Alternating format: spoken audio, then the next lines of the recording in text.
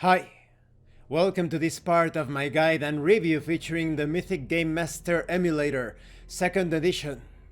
If you haven't seen the other parts of my guide and review, please check out the playlist in the description below.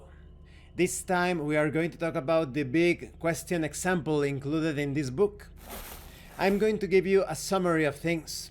And just a warning, this is going to contain spoilers because this example is a short story of sorts. It's a complete solo session. Therefore, keep in mind that this part of the guide and review is going to spoil things. Okay, let's move on.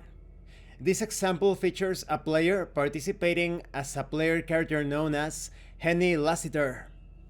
Now, she has had some adventures in this zombie post-apocalypse setting. She has encountered another character by the name of Malcolm, and they are moving through a wilderness area. They are traversing this section of a forest, and the player decides to ask the Mythic Game Master Emulator if they see any movement in the trees ahead. The current chaos factor is 4 and they make that roll, and considering that because they are deep in the forest, it is very unlikely. So they set their odds, and the answer is no, the coast is clear. They keep on moving, and the player asks another question. Do we find anything useful along the way? They make their roll, considering the chaos factor, and they obtain a yes, but the player also rolls a 33 in that same check, so there is a random event. The player decides that they encounter supplies. That is, this is based on the player's expectation. And when it comes to the random event, and we will talk about random event generation in the next part of this guide and review, the result is an abandoned encampment.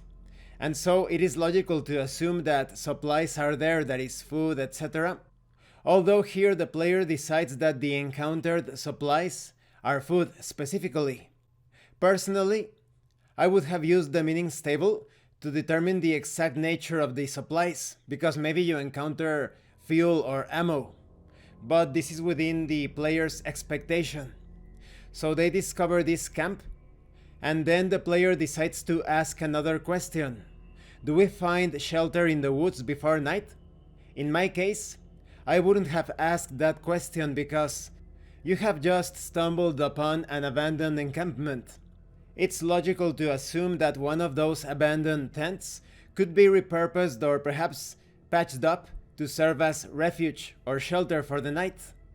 But the player decided to ask if there is something else, some other structure to use as a temporary or permanent home, and the result was an exceptional yes. So the characters encountered a 2-story house in excellent condition. The player also decided to ask if the door was locked, and it is actually unlocked, so it's a very lucky find. And that's the end of the complete example. This concludes this part of the guide and review. In the next part, we are going to talk about random event generation. This example is great. It presents a possible structure or flow of a solo RPG session, asking the relevant questions as needed.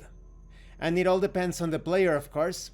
As I mentioned, I personally would have avoided asking some questions because I think that some results were already providing several answers on their own, but at the same time, I also wanted to ask some other questions in the case of the supplies that the characters found, so it's all up to you.